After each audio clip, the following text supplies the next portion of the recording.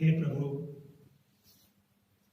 तेरे पुत्र ने अपना रक्त बहाकर हमारे लिए पास्का रहस्य स्थापित किया है। अपनी असीम दया की याद कर तू अपने भक्तों को सदा के लिए अपनी शरण में ले ले और उन्हें पवित्र कर। हम यह मांगते हैं हमारे प्रभु ख्रीस्त के द्वारा, आमीन। आज की धर्म विधि का 3 भाग है। पहला भाग शब्द समारोह, दूसरा भाग क्रूस की उपासना और तीसरा भाग परम प्रसाद। आइए भक्तिपूर्वक प्रभु की वाणी हम सुनते हैं। नबी ईसायास का ग्रंथ, अध्याय 52, पवित्र वचन 13 और अध्याय 53, पवित्र वचन 12 तक। पाठ का मुख्य वाक्य है, हमारे पापों के कारण वह छेदित किया गया। देखो, मेरे सेवक का नाम फैल जाएगा, वह महिमान्वित किया जाएगा और अत्यंत महान होगा। उनकी आकृति इतनी विरूपित की गई थी कि वह मनुष्य नहीं जान पड़ता था। लोग देखकर तंग रह गए थे। उसी की ओर बहुत से राष्ट्र आश्चर्यचकित होकर देखेंगे और उसी के सामने राजा मौन रहेंगे, क्योंकि उनके सामने एक अपूर्व दृश्य आ जाएगा और जो बात कभी सुनने में नहीं आई वे उसे अपनी आंखों से देखेंगे। कौन हमारे संदेश पर विश्वास करेगा? प्रभु का सामर्थ्य किस पर प्रकट हुआ है? वह हमारे सामने एक छोटे से पौधे की तरह, सूखी भूमि की जड़ की तरह बढ़ गया।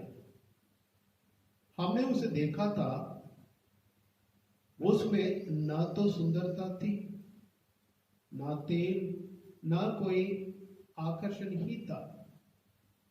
वह मनुष्य द्वारा निंदित और तिरस्कृत था, शोक का मारा और अत्यंत दुखी था। लोग जिन्हें देखकर मुंह फेर लेते हैं, उन्हीं की तरह वह तिरस्कृत और तुच्छ समझा जाता था।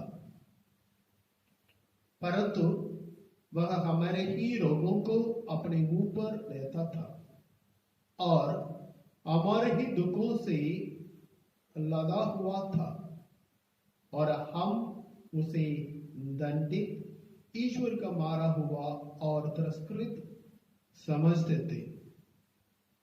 हमारे पापों के कारण वह छेदित किया गया, हमारे कुकर्मों के कारण वह कुचल दिया गया।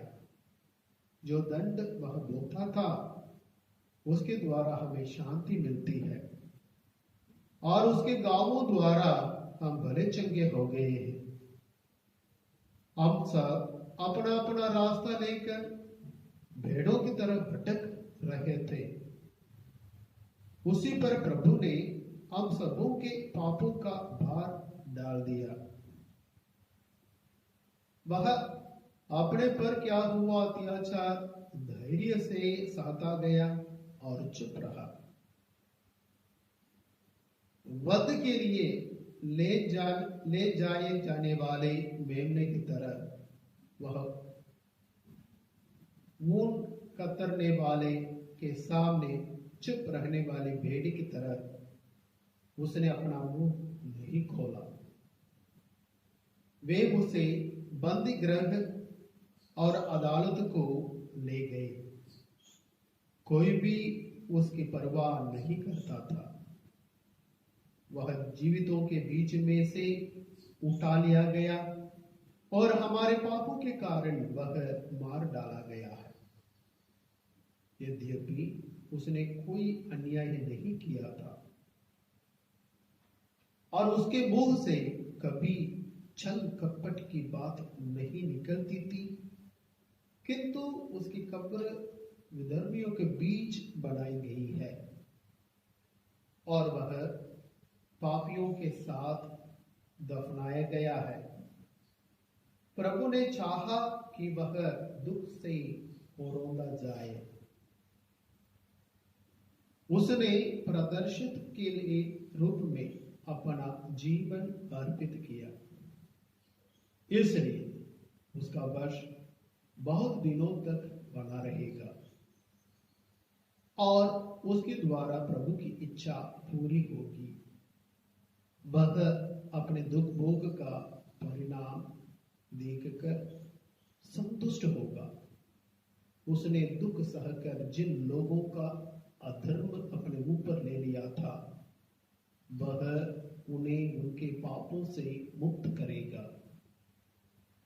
इसलिए मैं उसे विरासत के रूप में बहुतों को प्रदान करूंगा और वह शक्तिशाली राजाओं के साथ लूट का माल बांट लेगा, क्योंकि उसने बहुतों के अपराध अपने ऊपर लेते हुए और पापियों के लिए प्रार्थना करते हुए अपने को बलि चढ़ा दिया और उसकी गिनती कुकर्मियों में हुई। यह प्रभु की वाणी है। ईश्वर को धन्यवाद।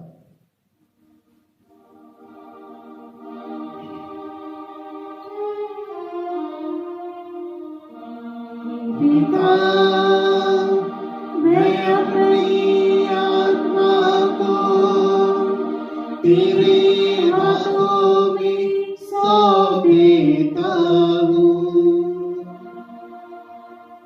हे प्रभु, मैं तेरी शरण में आया हूँ, मुझे कभी निराश ना होने दे। तो सत्य प्रतिज्ञा है, मेरा उद्धार कर। मैं अपनी आत्मा को तेरे हाथों सौंप देता हूँ। हे प्रभु, तू ही मेरा उद्धार करेगा। हे प्रभु, मैं अपनी आत्मा को तेरे हाथों में सौंप देता हूँ। मेरे विरोधी मेरा उपहास करते हैं, मेरे पड़ोसी मुझसे घृणा करते हैं, मेरे परिचित मुझसे डर जाते हैं। जो मुझे रास्ते में देखते हैं वे भाग जाते हैं। मैं मुर्दे की तरफ बुला दिया गया हूँ, टूटी घड़ी की तरह फेंक दिया गया हूँ। हे पिता,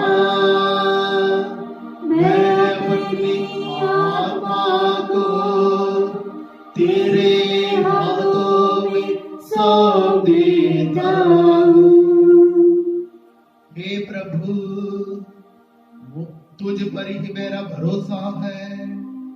मैंने कहा, तू ही मेरा ईश्वर है, तेरे ही हाथों में मेरा भाग्य है।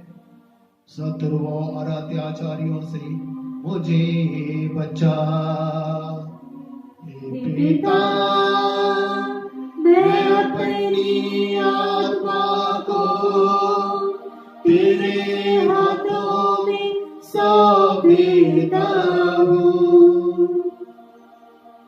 अपने सेवक पर दया दृष्टि कर, तो दया सागर है, मुझे बचाने की कृपा कर। जो प्रभु पर भरोसा रखते हैं वे सबके सब साहस पूर्वक दारस रखे। हे पिता,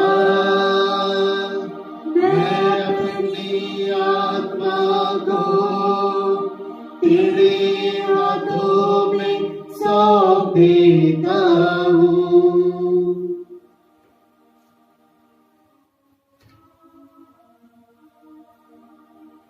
दूसरा पाठ।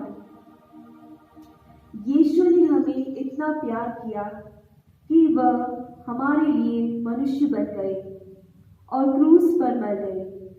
हम उनके प्रेम पर दृढ़तापूर्वक विश्वास करें। हम उनकी सहायता से अपना दुख धीरज के साथ सह सकेंगे। इब्रानियों के नाम संत पौलुस का पत्र, अध्याय 4, 14 से लेकर 16 तक के वाक्य, अध्याय 5, वाक्य 7 से 9। पाठ का मुख्य विषय, उन्होंने आज्ञा पालन सीख लिया और वह उन सबों के लिए मुक्ति का स्तोत्र बन गए जो उनकी आज्ञाओं का पालन करते हैं। भाइयों, हमारे एक अपने महान सहायक है, अर्थात ईश्वर के पुत्र यीशु, जो स्वर्ग पहुंच गए हैं। इसलिए हम अपने विश्वास में सुदृढ़ रहे। हमारे महायाजक हमारी दुर्बलताओं में हमसे सहानुभूति रख सकते हैं, क्योंकि पाप को छोड़कर सभी बातों में हमारी ही तरह उनकी परीक्षा ली गई है। इसलिए हम भरोसे के साथ अनुग्रह के सिंहासन के पास जाए, जिससे हमें दया मिल जाए और हम वह कृपा प्राप्त करें जो हमारी आवश्यकताओं में हमारी सहायता करेगी। यीशु ने इस पृथ्वी पर रहते समय पुकार पुकार कर और आंसू बहाकर ईश्वर से, जो उन्हें मृत्यु से बचा सकता था, प्रार्थना और अनुनय विनय की है। श्रद्धालुता के कारण उनकी प्रार्थना सुनी गई।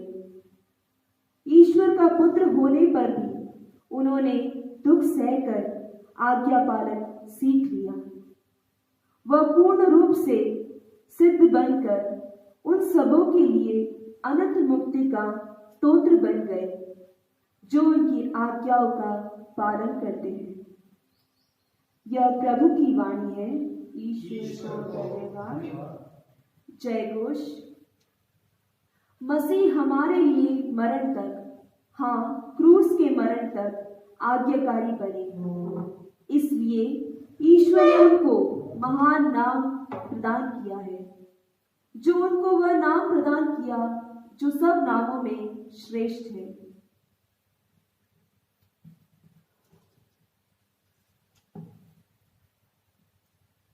हमारे प्रभु मसीह का दुख भोग।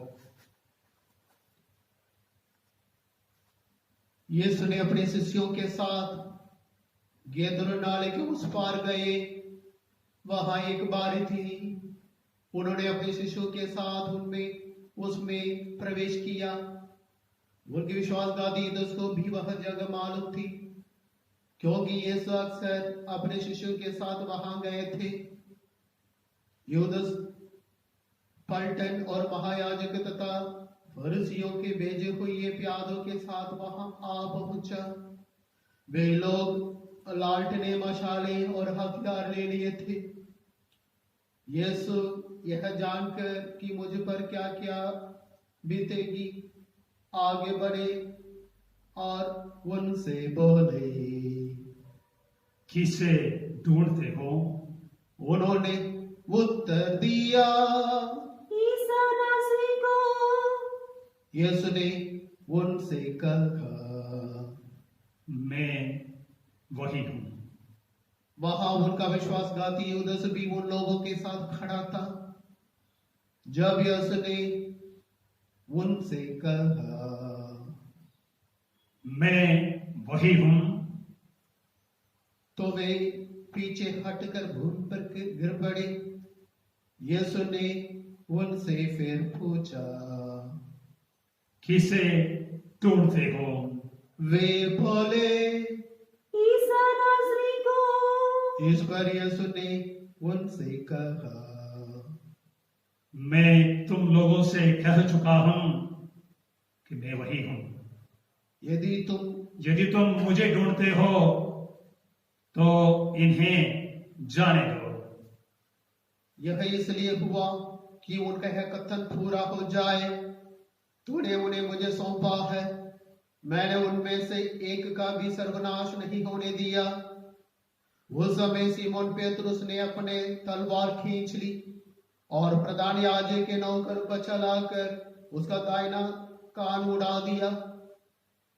उस नौकर का नाम मलकुस था।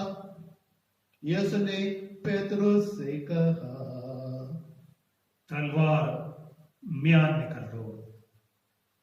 जो प्याला पिता ने मुझे दिया है, क्या मैं उसे नहीं पीऊं? तो पलटन कप्तान और यहूदियों के प्यादों ने यीशु को पकड़कर बांध लिया।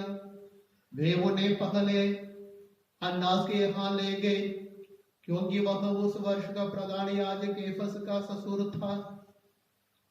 यह वही कैफस था जिसने यहूदियों को यह परामर्श दिया था, अच्छा यही है कि राष्ट्र के लिए एक ही मनुष्य मर जाए। सीमोन पेतरुस और एक दूसरा शिष्य यीशु के पीछे पीछे चले। यह शिष्य प्रधान याजक का परिचित था और यीशु के साथ प्रधान याजक के प्रांगण में चला गया, किंतु पेतरुस फाटक के पास बाहर खड़ा रहा।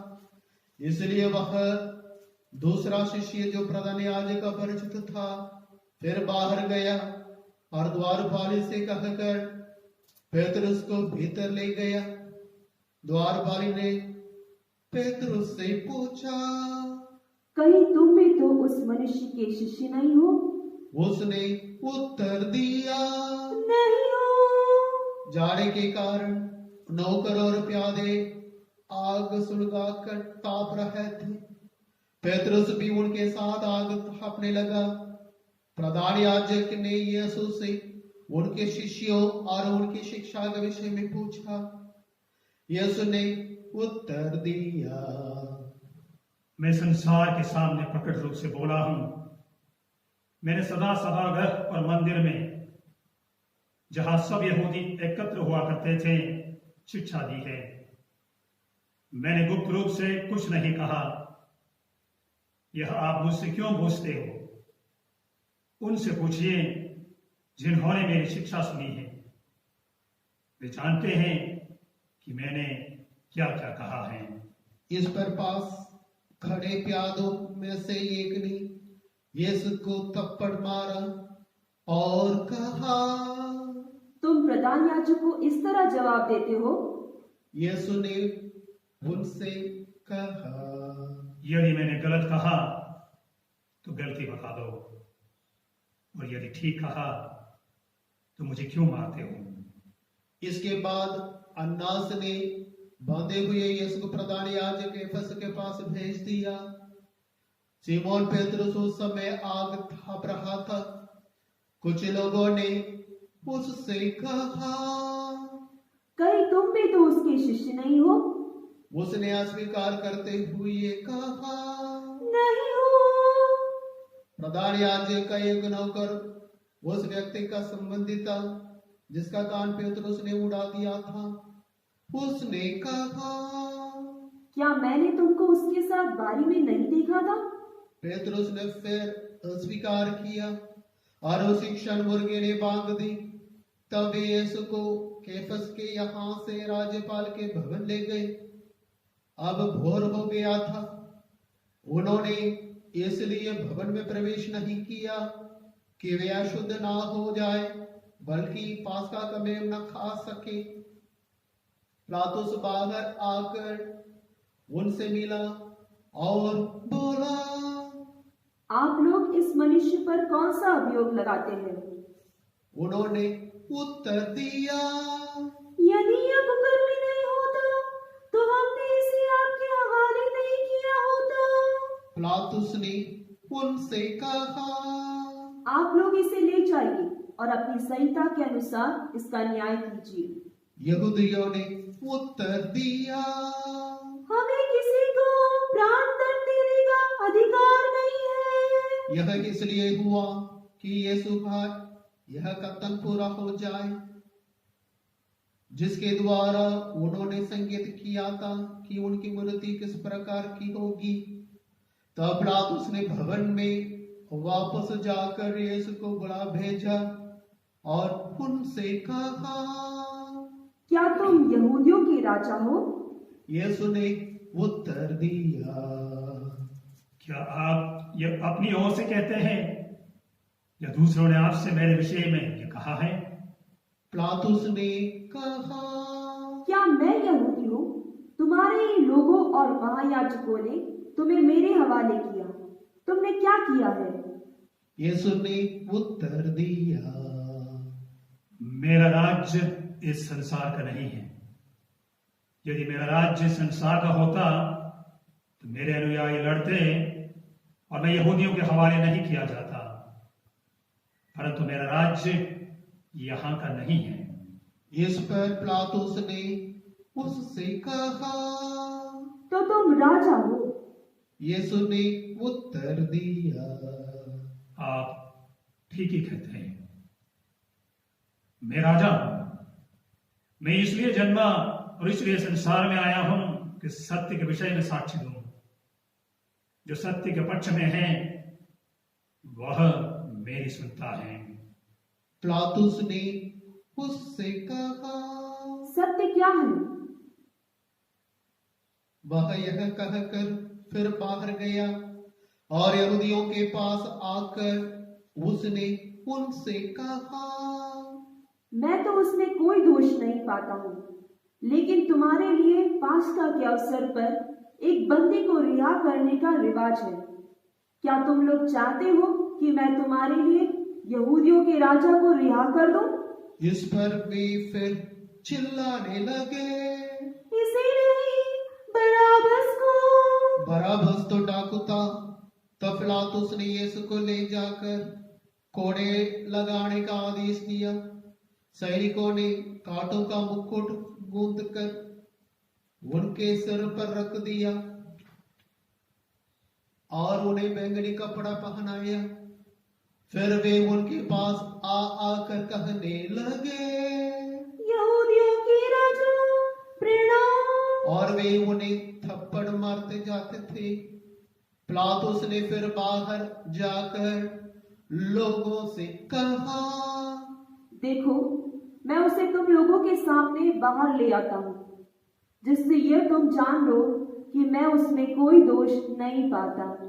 तब यीशु कांटों का मुकुट और बैंगनी कपड़ा पहने बाहर आए। पिलातुस ने लोगों से कहा, यही है वह मनुष्य। महायाजक और प्यादे उन्हें देखते ही चिल्ला उठे, इसे क्रूस दीजिए, इसे क्रूस दीजिए। पिलातुस ने उनसे कहा, इसे तुम ही ले जाओ और क्रूस पर चढ़ाओ। मैं तो इसमें कोई दोष नहीं पाता। यहूदियों ने उत्तर दिया, हमारी एक संहिता है और उस संहिता के अनुसार यह प्राणदंड के योग्य है, क्योंकि इसने ईश्वर का पुत्र होने का दावा किया है। पिलातुस यह सुनकर और भी डर गया। उसने फिर भवन के अंदर जाकर यीशु से पूछा, तुम कहाँ के हो? किंतु यीशु ने उसे कोई उत्तर नहीं दिया। इस पर पिलातुस ने उनसे कहा, तुम मुझसे क्यों नहीं बोलते? क्या तुम यह नहीं जानते कि मुझे तुमको रिहा करने का भी अधिकार है और तुमको क्रूस पर चढ़वाने का भी? यीशु ने उत्तर दिया, यदि आपको ऊपर से अधिकार न दिया गया होता तो आपका मुझ पर कोई अधिकार नहीं होता। इसलिए जिसने मुझे आपके हवाले किया वह अधिक दोषी है। उस समय से पिलातुस यीशु को मुक्त करने का उपाय ढूंढने लगा, परंतु यहूदी चिल्लाकर कहने लगे, यदि आप इसे रिहा करते हैं तो आप कैसर के हितोषी नहीं है। जो अपने को राजा कहता है वह कैसर का विरोध करता है। यह सुनकर पिलातुस ने यीशु को बाहर ले आने का आदेश दिया। वह अपने न्यायासन पर उस जगह जो लितोस्रोतोस और इब्रानी में गब्बथा कहलाती है बैठ गया। पास्का की तैयारी का दिन था। लगभग दोपहर का समय था। पिलातुस ने यहूदियों से कहा, यही है तुम्हारा राजा। इस पर वे चिल्ला उठे, ले जाइए, ले जाइए, इसे क्रूस दीजिए। पिलातुस ने उनसे कहा, क्या मैं तुम्हारे राजा को क्रूस पर चढ़वा दूं? महायाजकों ने उत्तर दिया, कैसर के सिवा हमारा कोई राजा नहीं। तब पिलातुस ने यीशु को क्रूस पर चढ़ाने के लिए उनके हवाले कर दिया। वे यीशु को ले गए और वह अपना क्रूस ढोते हुए खोपड़ी की जगह नामक स्थान गए। इब्रानी में उसका नाम गुलगोता है। वहां उन्होंने यीशु को और उनके साथ और दो व्यक्तियों को क्रूस पर चढ़ाया, एक को इस ओर और दूसरे को उस ओर, और बीच में यीशु को। पिलातुस ने एक दोष पत्र भी लिखवा कर क्रूस पर लगवा दिया। वह इस प्रकार का था, यीशु नाज़री यहूदियों का राजा। बहुत से यहूदियों ने यह दोष पत्र पढ़ा, क्योंकि वह स्थान जहां यीशु क्रूस पर चढ़ाए गए थे शहर के पास ही था, और दोष पत्र इब्रानी, लातीनी और यूनानी भाषा में लिखा हुआ था। इसलिए यहूदियों के महायाजक ने पिलातुस से कहा, आप यह नहीं लिखिए यहूदियों का राजा, बल्कि इसने कहा है कि मैं यहूदियों का राजा हूँ। पिलातुस ने उत्तर दिया, मैंने जो लिख दिया सो लिख दिया। यीशु को क्रूस पर चढ़ाने के बाद सैनिकों ने उनके कपड़े ले लिए और कुर्ते को सिवा उन कपड़ों के 4 भाग कर दिए, और सैनिक के लिए एक भाग। उस कुर्ते में सीवन नहीं था, वह ऊपर से नीचे तक पूरा का पूरा बुना हुआ था। उन्होंने आपस में कहा, हम इसे नहीं फाड़े, चिट्ठी डालकर देख ले कि यह किसे मिलता है। यह इसलिए हुआ कि धर्म ग्रंथ का यह कथन पूरा हो जाए, उन्होंने मेरे कपड़े आपस में बांट लिए और मेरे वस्त्र पर चिट्ठी डाली। सैनिकों ने ऐसा ही किया। यीशु की माता, उसकी बहन क्लोपस की पत्नी मरियम और मरियम मगदलेना उनके क्रूस के पास खड़ी थी। यीशु ने अपनी माता को और उसके पास अपने शिष्य को, जिसे वह प्यार करते थे, देखा। उन्होंने अपनी माता से कहा, भद्रे, यह आपका पुत्र है। इसके बाद उन्होंने उस शिष्य से कहा, यह तुम्हारी माता है।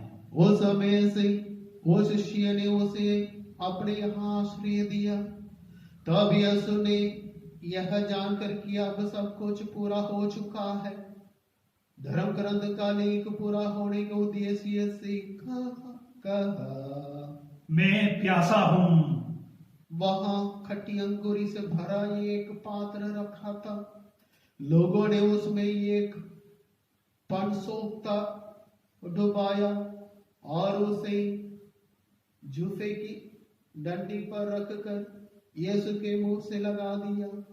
यीशु ने खट्टी अंगूरी चख कर कहा, सब पूरा हो चुका है, और सिर झुककर प्राण त्याग दिए।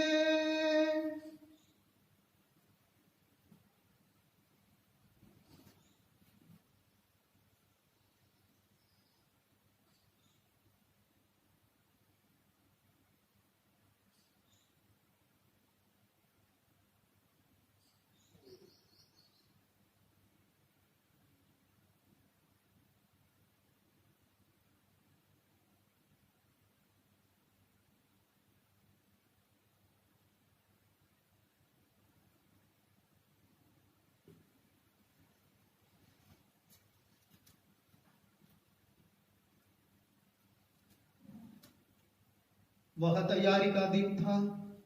यहूदी यह नहीं चाहते थे कि शव विश्राम के दिन क्रूस पर रह जाए, क्योंकि उस विश्राम के दिन बड़ा त्योहार पड़ता था। उन्होंने पिलातुस से निवेदन किया कि उनकी टांगें तोड़ दी जाए और शव हटा दिए जाए। इसलिए सैनिकों ने आकर यीशु के साथ क्रूस पर चढ़ाए हुए पहले व्यक्ति की टांगें तोड़ दी, फिर दूसरे की भी। जब उन्होंने यीशु के पास आकर देखा कि वह मर चुके हैं, तो उन्होंने उनकी टांगें नहीं तोड़ी, लेकिन एक सैनिक ने उनकी बगल में भाला मारा और उसमें से तुरंत रक्त और जल बह निकला। जिसने यह देखा है वही इसका साक्ष्य देता है और उसका साक्ष्य सच्चा है। वह जानता है कि मैं सच बोलता हूँ, जिससे आप लोग भी विश्वास करें। यह इसलिए हुआ कि धर्म ग्रंथ में कथन पूरा हो जाए, उसकी एक भी हड्डी नहीं तोड़ी दी जाएगी। फिर धर्म ग्रंथ का एक दूसरा कथन इस प्रकार है, उन्होंने जिसे छेदा है वे उसकी ओर देखेंगे। इसके बाद अरिमतिया के यूसुफ ने, जो यहूदियों को भय के कारण यीशु का गुप्त शिष्य था, पिलातुस से यीशु का शव ले जाने की अनुमति मांगी। पिलातुस ने अनुमति दे दी। इसलिए यूसुफ आकर यीशु का शव ले गया। निकोदेमुस भी पहुंचा, जो पहले रात को यीशु से मिलने आया था। वह लगभग 50 सौर का गंधरस और अंगूर का सम्मिश्रण लाया। उन्होंने यीशु का शव लिया और यहूदियों के दफन की प्रथा के अनुसार उसको सुगंधित द्रव्यों के साथ चालटी की पट्टियों में लपेटा। जहां यीशु क्रूस पर चढ़ाए गए थे वहां एक बारी थी और उस बारी में एक नई कब्र, जिसमें अब तक कोई भी नहीं रखा गया था। उन्होंने यीशु को वहीं रख दिया, क्योंकि वह यहूदियों के लिए तैयारी का दिन था और वह कब्र निकट ही थी।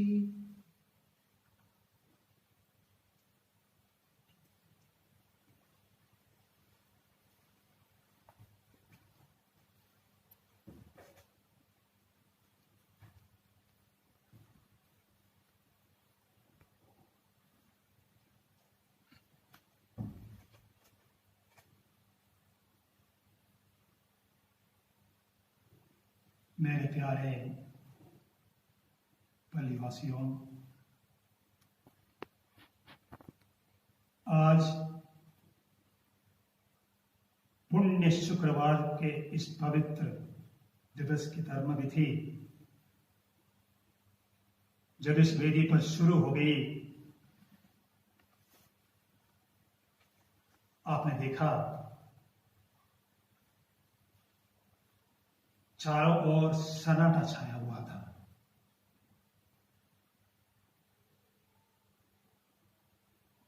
वेदी खामोशी से भरी हुई थी। एक ऐसी खामोशी जो मानव को 2000 वर्ष पूर्व में कलवारी के उस पहाड़ पर आकाश और पृथ्वी के बीच में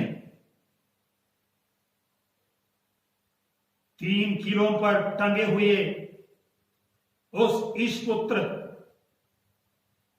ईसा मसीह की अंतिम बलि का प्रतीक था। एक ऐसी खामोशी जो हर मानव के अंदर तम तक पहुंचती है, मानव के शरीर को चीर देती है।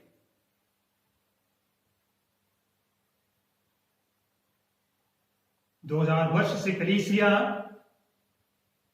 जब कभी पुण्य शुक्रवार के दिन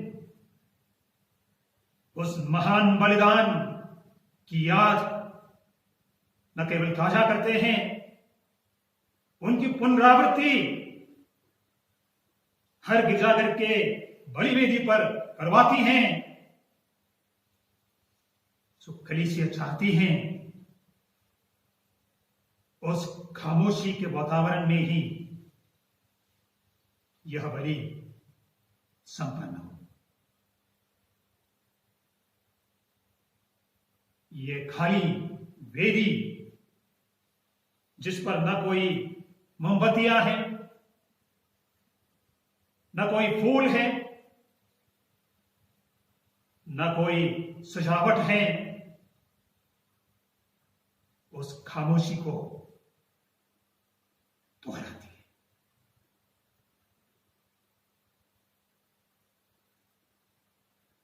और आज 2020 के पुण्य शुक्रवार की जो खामोशी है, न केवल इस वेदी पर सीमित है, न केवल इस गिरजा घर पर सीमित हैं, बल्कि इस गिरजाघर के बाहर, आपके अपने घर के अंदर, घर के बाहर, संसार के करीब करीब सभी देशों के सभी चौराहों पर आज विद्यमान है। ये खामोशी अत्यंत भयानक है, डरावना है। ऐसी खामोशी शायद 2000 वर्ष में पहली बार मानव ने अनुभव किया है। इस खामोशी में जब गिरजाघर का दरवाजा बंद है, मस्जिद का दरवाजा बंद है, मंदिर का दरवाजा बंद है, मशहूर से मशहूर गिरजाघर बंद पड़े हैं, मस्जिदें बंद पड़ी हैं, मंदिरें बंद पड़े हैं, लोग सवाल पूछ रहे हैं। इस संकट की घड़ी में गिरजाघर का दरवाजा बंद क्यों है? मस्जिद का दरवाजा बंद क्यों है? मंदिरों का दरवाजा बंद क्यों है? क्या इनमें रहने वाले ईश्वर अंधे हैं, बहरे हैं? क्या इसको कुछ सुनाई नहीं देता? इसको कुछ दिखाई नहीं देता? जब हजारों संख्या में लोग मर रहे हैं, डरावना सपना देखकर अपने अपने बिस्तरों में सो नहीं पा रहे हैं, ईश्वर इस वक्त कहां पर है?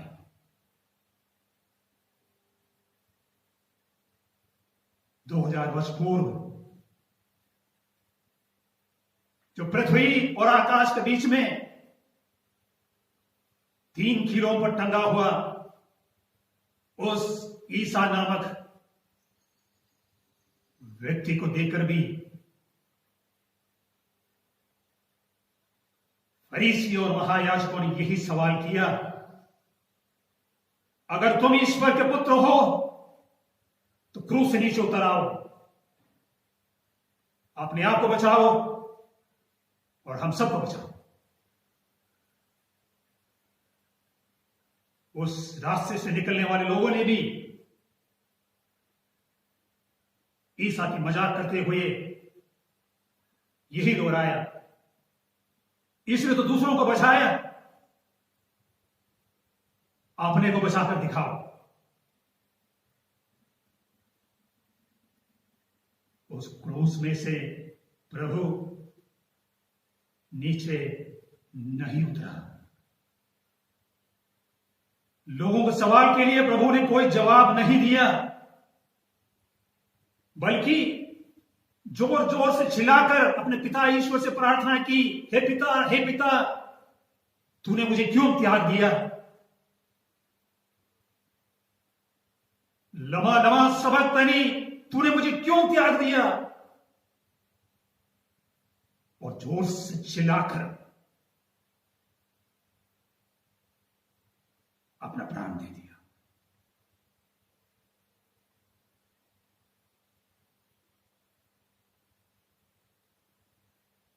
प्यारे विश्वासी भाइयों, बहनों एवं बच्चों, आज इस पुण्य शुक्रवार के दिन उस महान परित्याग कुर्बानी की याद हम कर रहे हैं। दुनिया के सामने, लोगों के सामने एक बहुत बड़ी पराजय की कहानी को हम आज याद कर रहे हैं।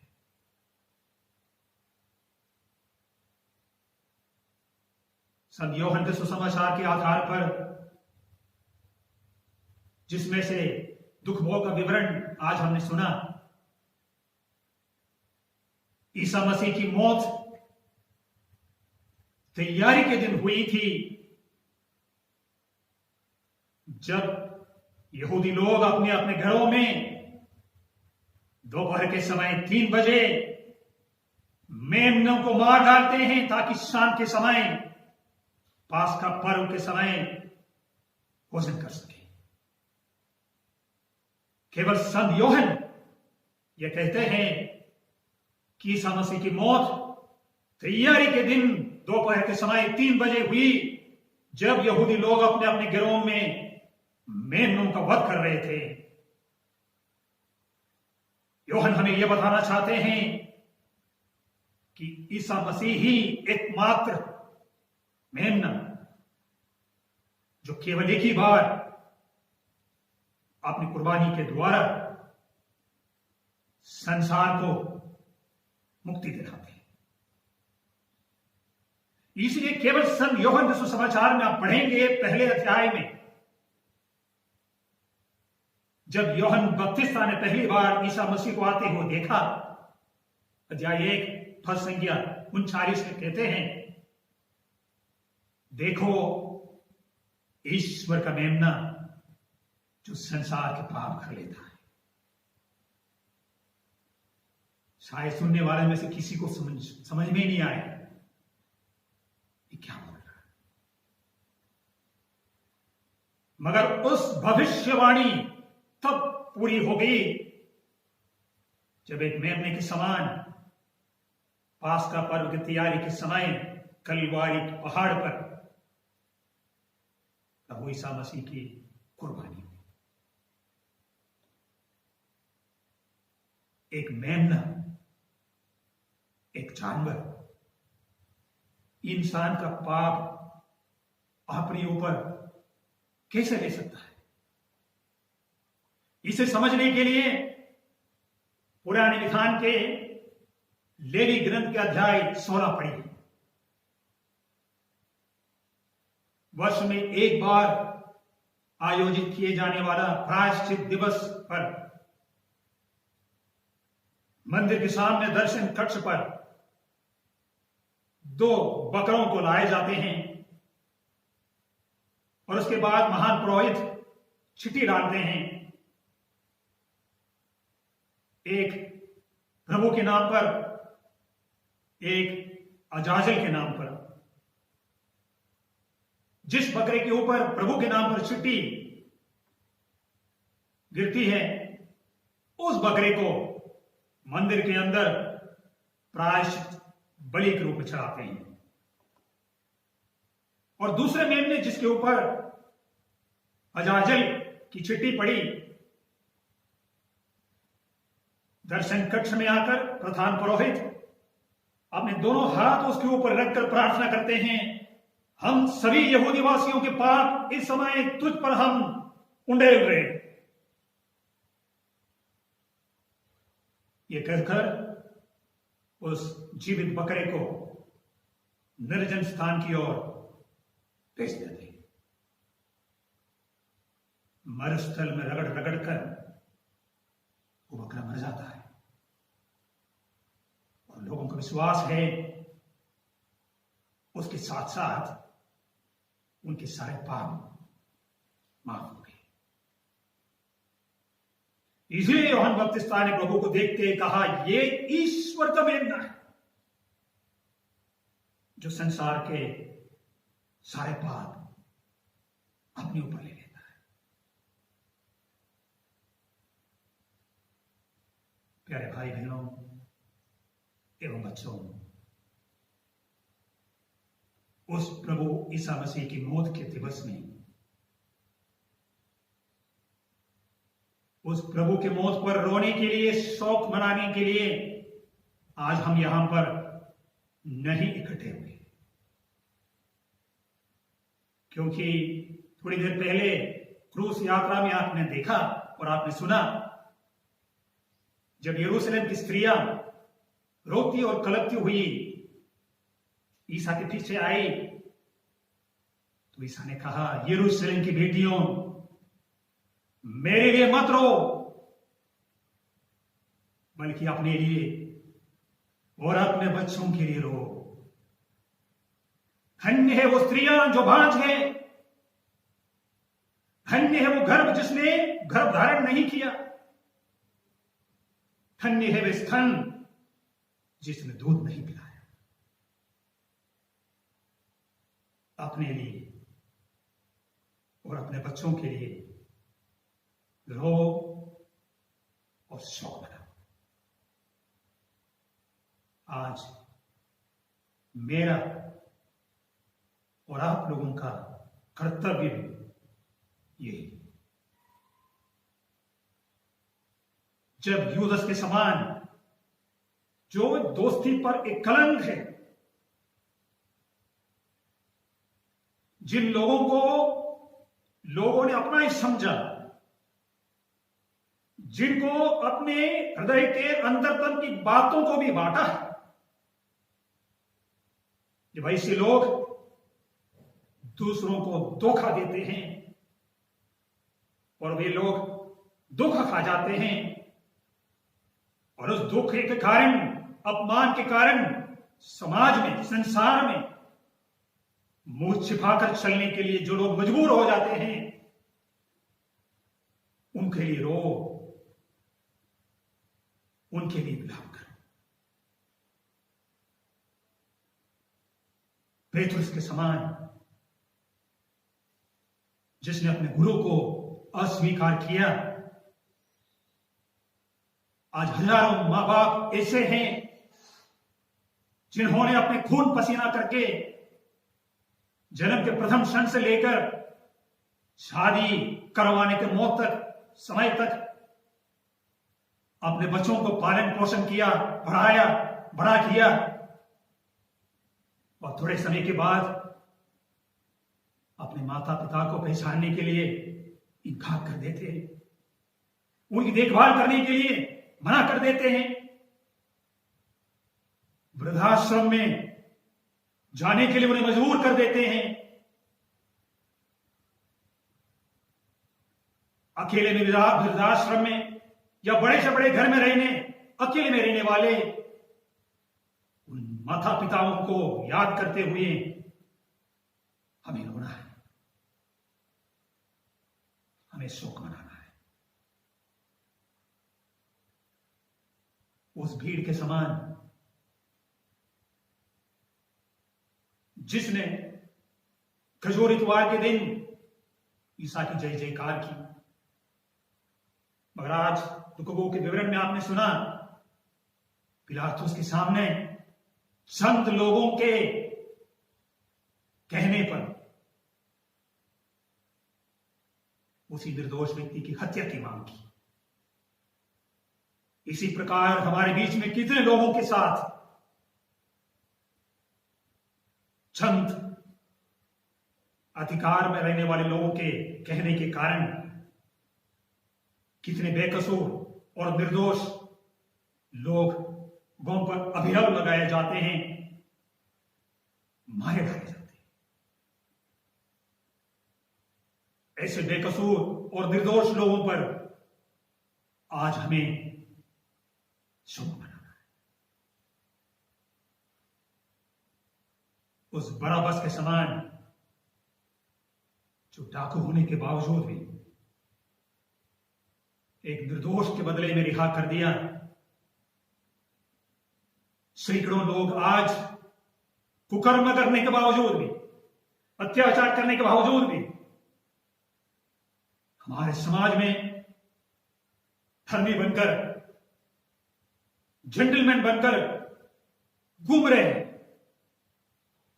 जिनके अत्याचार और कुकर्म के कारण हजारों संख्या में लोग जो गरीब हैं, असहाय हैं, निर्धन हैं, पीड़ित हैं, पीड़ा से हैं, उन लोगों के प्रति आज हमें रोना है, शोक मनाना है। धार्मिक उन्माद के कारण जब निर्दोष लोगों को पकड़कर उनके सिर पर स्क्रू ड्राइवर जैसे आदि हथियार लेकर जब उसे निर्दयता से ठोक लेते हैं, जिस प्रकार प्रभु ईसा मसीह के हाथों और पांवों पर कीले ठोके गए, उन निर्दोष और बेबस लोगों के लिए हमें शोक मनाना है।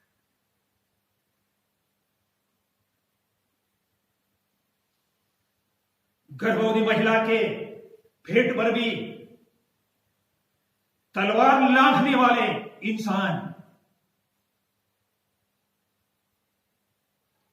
और उसके बाद उसके पेट में से अधजन्मा भ्रूण को बाहर निकालकर सड़क पर फेंकने वाले इंसान हमें उस घटना की याद दिलाते हैं जब मरने के बाद भी ईसा मसीह के बगल में बाला फेंका। ऐसे बेबस, निर्दोष, साधारण लोगों के प्रति हमें आज शोक मनाना है। हमारे गलियों और मोहल्लों में जबरदस्ती निर्वस्त्र करवाने के बाद उन पर अत्याचार करने वाली उन महिलाएं, उन माताएं, उन बहनों को याद करो कि जिस प्रकार निर्दयता से प्रभु ईसा मसीह के सारे कपड़े कलवारी पहाड़ पर पहुंचने के बाद सैनिक लोगों ने खींच कर उतारा और उस समान उससे भी अति भयानक रूप से हमारी माताएं, हमारी बहनों के साथ अत्याचार एवं बलात्कार किए जाते हैं। कभी कभी उन्हें मार भी डाल देते हैं। ऐसी माताएं, बहनों के लिए आज हमें शोक मनाना है। कंधमल में कई वर्ष पूर्व जो सैकड़ों संख्या में लोगों को मार दिए गए, उनके मकानों को जला दिए, गिरजाघरों को उखाड़ कर फेंक दिया, पवित्र वस्तुओं का अनादर किए गए, हजारों संख्या में लोग बेघर हो गए, पुरोहित और धर्म बहनों को भी नंगा कराकर चौराहों से घुमाया है। उन पीड़ित और शोकाकुल लोगों के लिए आज हमें शोक मनाना है। जिस प्रकार ईसा मसीह ने भारी क्रूस अपने कंधे पर लेकर कलवारी के लिए गया, ठीक उसी प्रकार हमारे ही अपने हजारों भाई बहन अपने गांव छोड़कर नौकरी की तलाश में बड़े बड़े शहर में गए, 4-5 महीने कड़ी मेहनत की, पर अचानक लॉकडाउन की खबर सुनकर अपने दैनिक जीवन के साधन और औजार अपने सिर पर रखकर 300, 400, 500 किलोमीटर चलकर अपने घर की ओर निकल पड़े। उन बेबस निस्सहाय लोगों के लिए आज हमें शोक मनाना है। अपने इकलौते पुत्र को क्रूस पर मरते हुए देखकर उसकी प्यारी माता मरियम दूर से खड़ी खड़ी देख रही थी। अपने पुत्र के पास जाकर उसे सांत्वना का हाथ नहीं दे पाई, उसे एक आखिरी चुंबन देने में असमर्थ रही। आज की तारीख में 80,000 से ज्यादा लोग कोविड वायरस की बीमारी के कारण इस प्रकार अलग अलग हॉस्पिटल के आईसीयू कमरों में अकेला पड़कर अपने प्रियजनों को अलविदा तक नहीं दे बोलने से, और उनके ही अपने प्रियजन, अपने पति, पत्नी, माता, पिता या बच्चे मरते हुए खबर सुनकर उन्हें देखने में असमर्थ होकर, उन्हें अलविदा देने में असमर्थ होकर, मरने के बाद भी उनका दफन विधि में भी भाग लेने में असमर्थ होने वाले लाखों लोग आज की तारीख में संसार भर में हमारे सामने हैं। हमें रोना है, हमें शोक मनाना है। अंत में क्रूस पर अकेला आकाश और पृथ्वी के बीच में 3 कीलों पर टंगे हुए प्रभु ईसा मसीह अपने प्रियजनों का दर्शन मिले बिना एकांत में सैनिकों के उपहास के बीच में अपना जीवन त्यागना पड़ा। उस मसीह के समान मेरे आपके उन 80,000 से ज्यादा भाई बहनों ने निराशा के गर्त में डूबकर इस संसार से विदा लिया है। उन भाई बहनों के लिए, उन बच्चों के लिए आज के दिन मेरी आंखों से, आपकी आंखों से आंसू गिरना चाहिए, टपकना चाहिए, आंसू बहना चाहिए।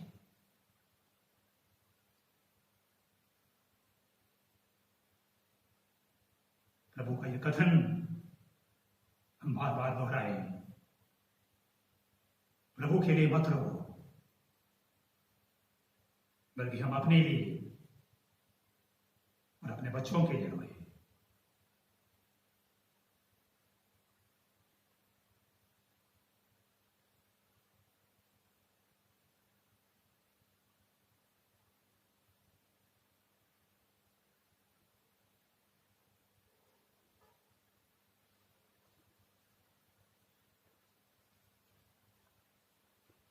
आइए हम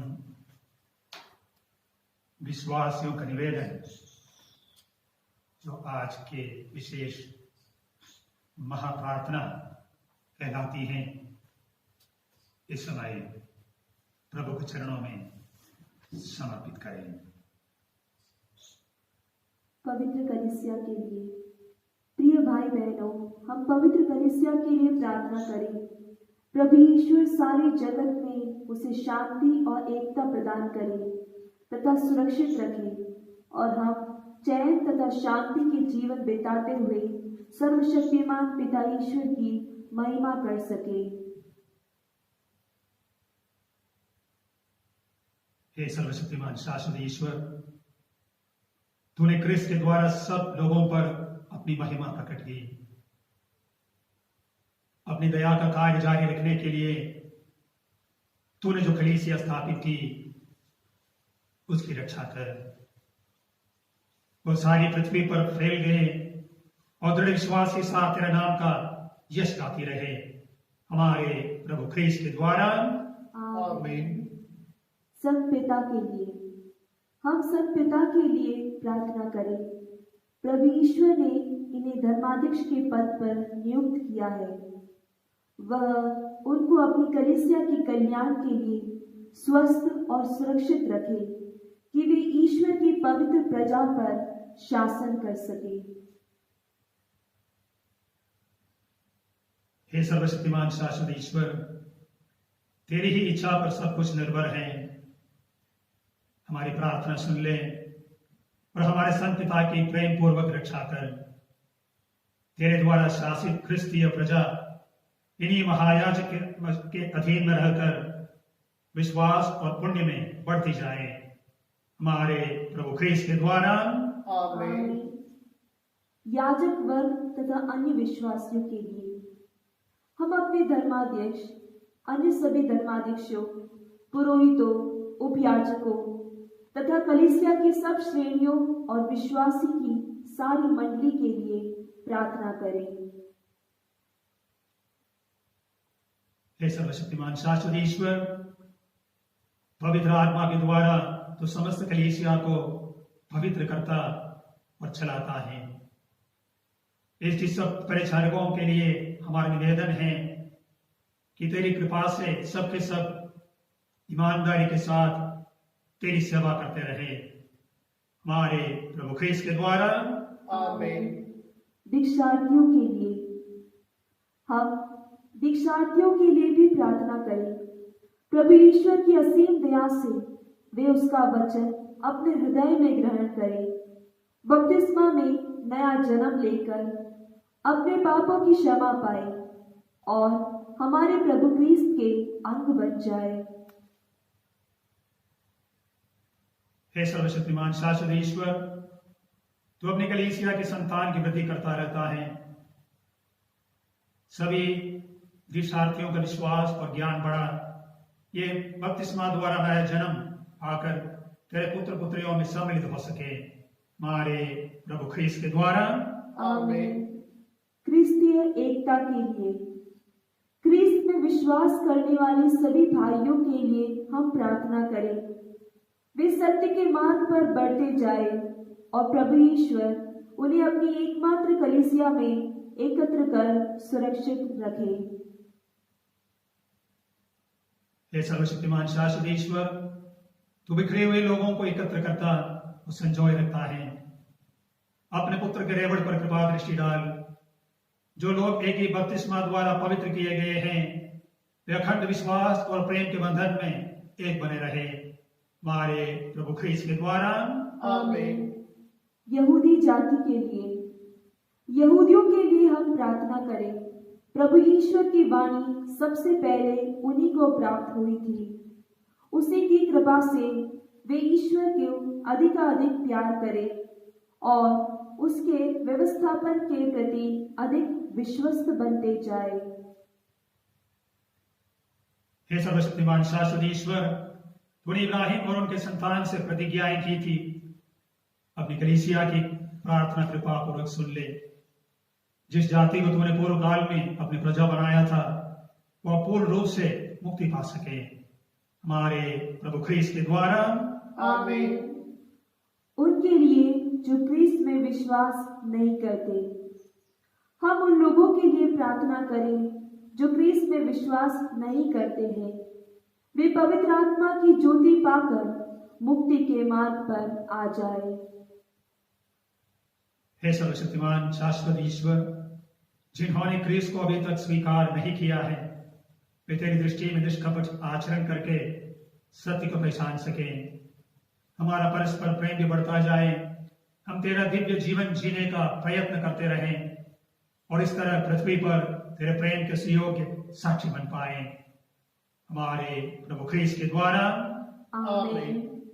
उनके लिए जो ईश्वर में विश्वास नहीं करते, ईश्वर को नहीं मानने वालों के लिए हम प्रार्थना करें कि सच्चे हृदय से भला आचरण करके वे ईश्वर को जाने।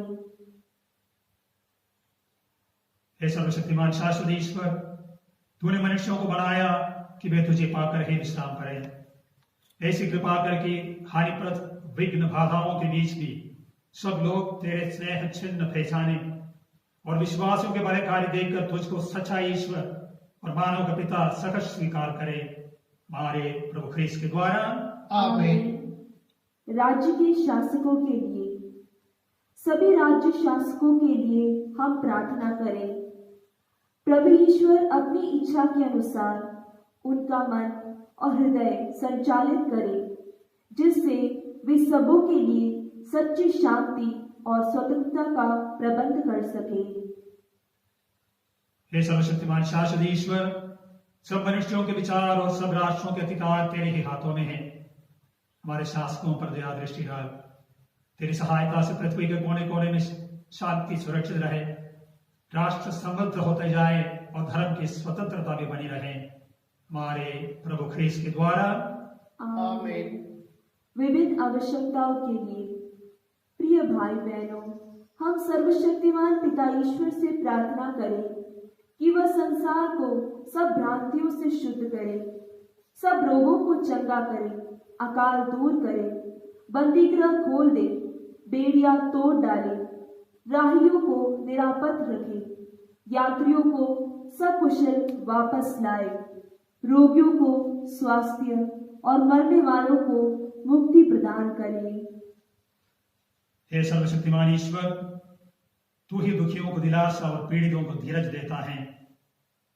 संकट में पड़े लोगों की दुहाई तेरे पास पहुंचे और विशेषकर इस समय उन सभी हजारों और लाखों संख्या में लोग इस वैश्विक बीमारी से पीड़ित हैं, उन सब की दुहाई, उनके परिजनों की दुहाई, हम सब की दुहाई तेरे पास पहुंचे और सबके सब अपनी विपत्ति में तेरे दया का सहारा पाकर आनंद का अनुभव करें, हमारे प्रभु ख्रीस्त के द्वारा। आमीन।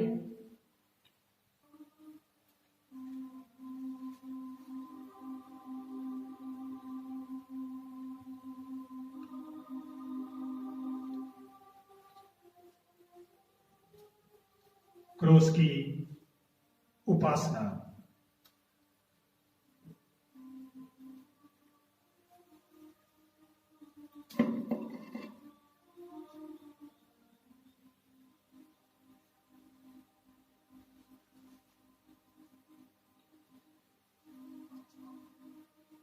क्रूस के काट को देखिए, जिस पर संसार के मुक्तिदाता टंगे थे। आइए हम उसकी आराधना करें। क्रूस के काट को देखिए, जिस पर संसार के मुक्तिदाता टंगे थे। आइए हम उसकी आराधना करें।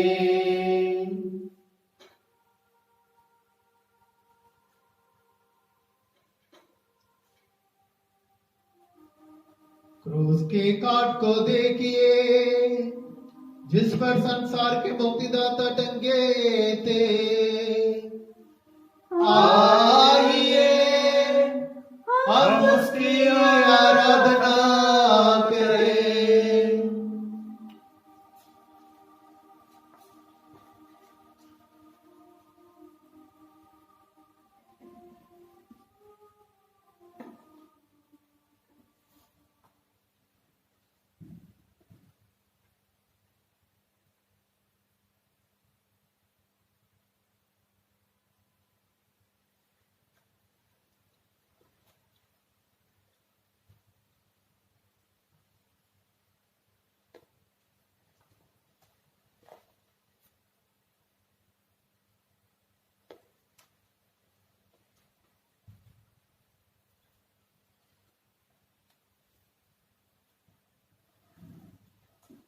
आज की धर्म विधि का अंतिम भाग जो परम प्रसाद भाग है, जिसके लिए हम दोनों पुरोहित स्वयं अब इस खाली वेदी को तैयार करेंगे और भजन भजन हम साथ में गाते रहेंगे।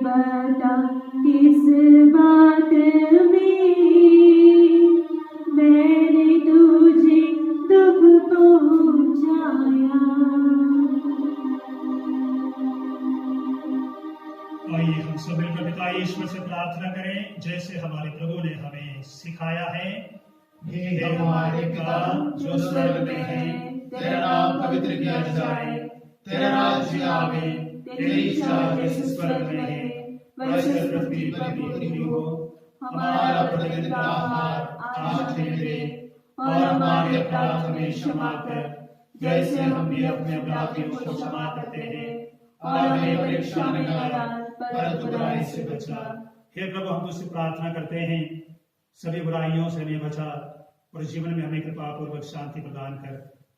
हम तेरे दया से सब पाप से दूर और हर विपत्ति से सुरक्षित रहें और उस दिन की प्रतीक्षा करते रहे जो हमारे मुक्तिदाता यीशु क्रिस्त में प्रकट होकर हमारी मंगलमय आशा पूरी करेंगे। क्योंकि तेरा राज्य, तेरा सामर्थ्य और तेरी महिमा अनंत काल तक बनी रहती है। हे प्रभु यीशु क्रिस्त, तूने हम तेरा शरीर और रक्त ग्रहण करने वाले हैं, हमारे विचार और धन का कारण न बने, बल्कि तेरे दया से हमारा तन मन सुरक्षित और स्वस्थ रखें।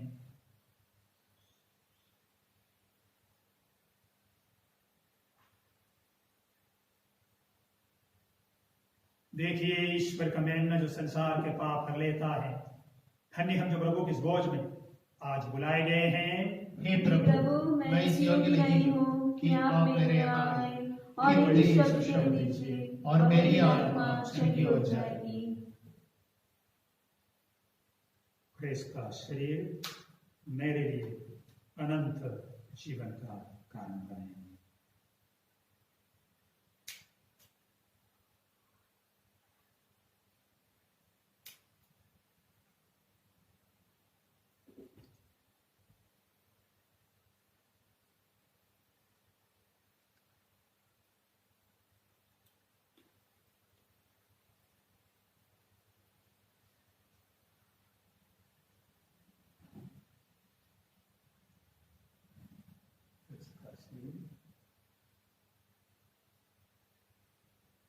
क्रिस्त का शरीर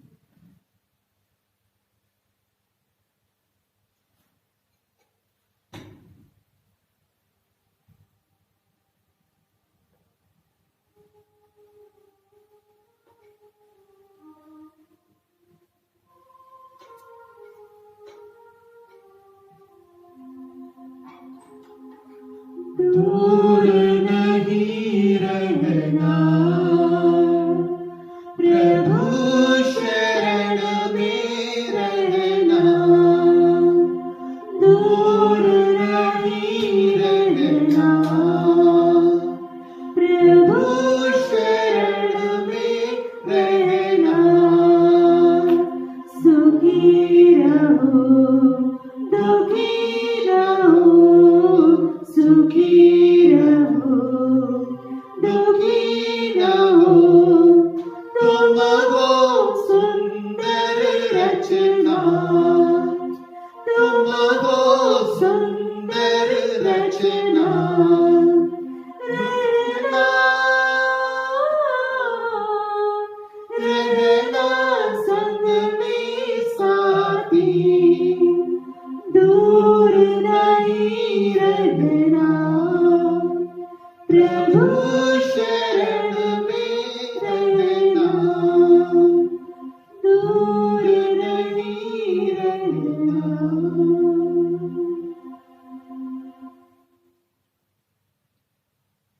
हम प्रार्थना करें। हे सर्वशक्तिमान शाश्वत ईश्वर, तूने अपने पुत्र यीशु क्रिस्त की पुण्यदायी मृत्यु और पुनरुत्थान द्वारा हमारा नवनिर्माण किया है। इस दयापूर्ण कार्य का फल हमें सुरक्षित रखें। इस संसार में सहभागी होकर हमारा जीवन तेरी सेवा में तत्पर रहें। हमारी प्रार्थना सुन, हमारे प्रभु ख्रीस्त के द्वारा। आमीन। हे प्रभु, अपने पुनरुत्थान की आशा में तेरी प्रजा ने तेरे पुत्र की मुक्त पुण्यदायी मृत्यु की स्मृति मनाई है। इस प्रजा पर तेरी आशीष उतरे, इनके पाप धुल जाएं, इसे सांत्वना मिले, इसका विश्वास बढ़ता जाए और इसकी अनंत मुक्ति सुनिश्चित हो जाए। हमारे प्रभु ख्रीस्त के द्वारा। आमीन। आज की इस धर्म विधि के बाद कल पुण्य शनिवार रात को जब ईस्टर विजिल के लिए धर्म विधियां प्रारंभ होती है, तब तक कोई भी गिरजाघर में मिस्सा बलिदान नहीं होता है। प्रभु की मौत पर, जैसे कि आज हमने देखा, और बहुत सारे लोगों के यातनाओं पर शोक मनाने का समय है। अभी इस सायं समय से लेकर कल ईस्टर विजिल की रात की धर्म विधि के समय तक उस शोक मनाने का वातावरण हमारे सभी घरों में रहे। किसी भी प्रकार का मनोरंजन का कार्यक्रम टीवी या मोबाइल या कंप्यूटर हम नहीं देखेंगे। संपूर्ण कलीसिया के साथ, सारे विश्व के साथ, यातनाएं सहने वाले लाखों लोगों के साथ हम सब शोक मनाएंगे।